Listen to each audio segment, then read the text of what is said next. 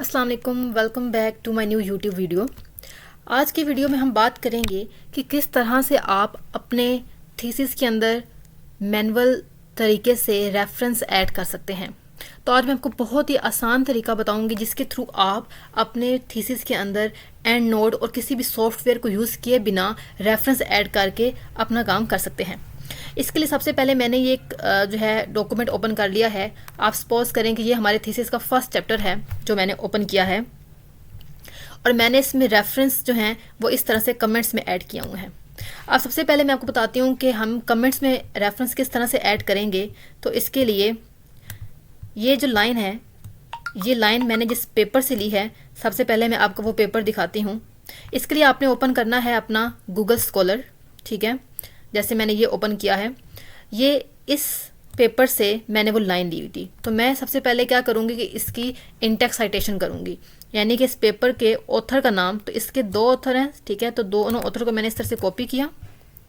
Copy करने के बाद मैं जाऊँगी और उस लाइन के ख़त्म होने से फुल स्टॉप हटा के ब्रैकेट स्पेस फिर ब्रैकेट दूँगी। उस ब्रैकेट के बाद सिंपली क्या करूँगी, यहाँ पर उन ऑथर को पेस्ट कर दूंगी, वो भी कीप टेक्स्ट ओनली, ठीक है। पेस्ट करने के बाद मैं जो इसकी एब्रीवेशन है दरमियान में वो रिमूव कर दूंगी सेकंड ऑथर की। कोमा हटाकर मैं स्पेस के साथ एंड डालूंगी और उसके बाद सेकंड ऑथर के बाद मैंने कोमा डालकर स्पेस और फिर मैंने यहाँ पे ईयर मेंशन करना है। तो ईयर दोबारा देख कर आते हैं। ईयर था हमारे पास 2002, ठीक है। तो हम यहाँ लिख देंगे 2002 और इसको ब्रैकेट के साथ हम क्लोज करके फुल स्टॉप डाल देंगे। अब हमने इसको सिलेक्ट करना है। सिलेक्ट करने के बाद मैं जाऊंगी रिव्यू ऑप्शन पे, न्यू कमेंट, और यहाँ पर आप अपना रेफरेंस ऐड करेंगे। किस तरह से, यहाँ से पेपर के आना है, यहाँ पे डबल इन्वर्टेड कॉमा है जिसको बोलते हैं साइट, इस पर क्लिक करेंगे। आप हमेशा अपने थीसिस के लिए, अपने पेपर्स के लिए आप APA स्टाइल रेफरेंस लेते हैं, इसको कॉपी करना है। कॉपी करने के बाद यहाँ आकर आपने इस कमेंट में इसको पेस्ट कर देना है। कीप टेक्स्ट ओनली, हमेशा आपने कीप टेक्स्ट ओनली का पेस्ट करना है, उसका फॉर्मेट ख़राब इससे नहीं होता, ठीक है। अब जस्ट सपोज के इसी तरह मैंने ये सारी कमेंट्स जो ऐड कर रखी हैं, ये मैंने सारी इसी मेथड से की हैं, ठीक है। यही मेथड आपने फॉलो करना है अपने हर डाटा के लिए। जिस पेपर से आपने डाटा लेना है वो डाटा यहाँ आकर आपने पेस्ट किया रिफ्रेश करके, और उसके बाद आपने उसके एंड पे इंटेक्स साइटेशन करनी है और उसके बाद आपने उसका रेफरेंस यहाँ पर ऐड कर देना होता है, ठीक है। अब ये तो हो गया यहाँ पर कमेंट्स में ऐड करने का तरीका। अब आप सोच रहे होंगे कि हम इस सारे को उस एक फॉर्मेट में कैसे लेके आएंगे जो फॉर्मेट हमारे थीसिस का होता है कि ये सारे कमेंट्स जो हैं वो एंड पर पेस्ट हुए होते हैं। तो उसका बहुत ही आसान तरीका है। इसके लिए सबसे पहले आपने क्या करना है, आपने अगर अपने सारे कमेंट्स ऐड कर लिए, जैसे कि मैंने अभी तक यहाँ पर इंटेक्स साइटेशन वगैरह नहीं की है, तो इसलिए मैं क्या करती हूँ, इस डाटा को कर देती हूँ डेल, ठीक है, ताकि सारा वो डॉक्यूमेंट रहे जिसके अंदर मैंने अपना इंटेक्स साइटेशन की है, ठीक है। तो ये देखें, ये वो सारा डाटा है जिसके अंदर मैंने अपनी कमेंट्स ऐड की हुई हैं, यानी कि अपने रेफरेंस ऐड किए हुए हैं। आपने सबसे पहले क्या करना है, आपने इसको सिलेक्ट कर लेना है कंट्रोल A के साथ, फिर आपने कंट्रोल C करना है, कॉपी हो गया। आपने वापस जाना है गूगल पे, सिंपली गूगल आपने ओपन करना है अपना। उसको ओपन करने के बाद आपने जाना है अपनी Gmail ओपन करनी है, ठीक है। Gmail ओपन जैसे ही हो जाना है आपका, वहाँ पर आपने सिंपली क्या करना है कि आपने एक कंपोज पे क्लिक करना है। आप एक सिंपल जैसे ईमेल करते हैं उस तरह से आपने कंपोज करनी है। वो जो डाटा आपने सेलेक्ट किया था अभी सारा अपना थीसिस का, वो आपने यहाँ पर लाकर कंट्रोल V कर देना है, यानी कि पेस्ट कर देना है। जैसे ही आप पेस्ट करेंगे तो आप देख रहे हैं कि वो सारा देखें, आपका जो इंट्रोडक्शन है वो ऊपर आ गया है। इंडेक्स साइटेशन देखें आपको यहाँ पर नज़र आ रही होगी।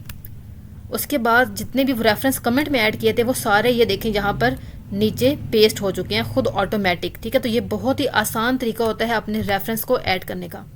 अब आपने क्या करना है, आपने सारे डाटा को यहाँ से सिलेक्ट करना है, कंट्रोल C के साथ कॉपी करके वापस जाना है। यहाँ पेस्ट नहीं करना, आपने कंट्रोल N के साथ न्यू डॉक्यूमेंट ओपन किया और यहाँ पर आपने इसका पहले font style time new Roman और फ़ॉन्ट साइज़ 12 जो है करके कंट्रोल V कर देना है। तो देखें, बहुत ही आसान तरीके के साथ आपका कोई फॉर्मेट ख़राब नहीं हुआ, ठीक है। बिल्कुल वैसे ही आपका जो डॉक्यूमेंट जैसे था वैसा ही है।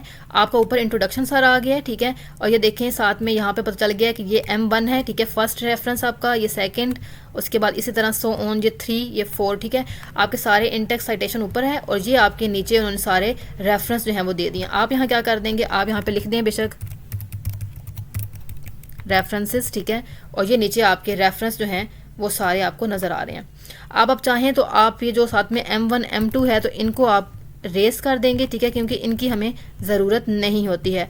इसको हम यहाँ से सिंपली क्या कर देते हैं, डेल कर देते हैं।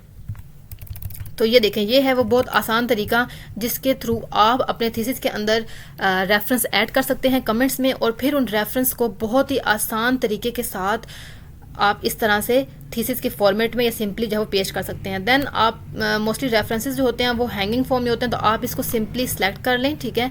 सेलेक्ट करने के बाद आपने ये जो हमारे पास ये पैराग्राफ के साथ एरो है इसको क्लिक करें, देन स्पेशल पे आएँ और ये नॉन लिखा हुआ है यहाँ पर आप हैंगिंग कर दें, तो ये देखें आपके सारे रेफरेंस जो हैं वो हैंगिंग फॉर्म में नज़र आ रहे हैं, ठीक है।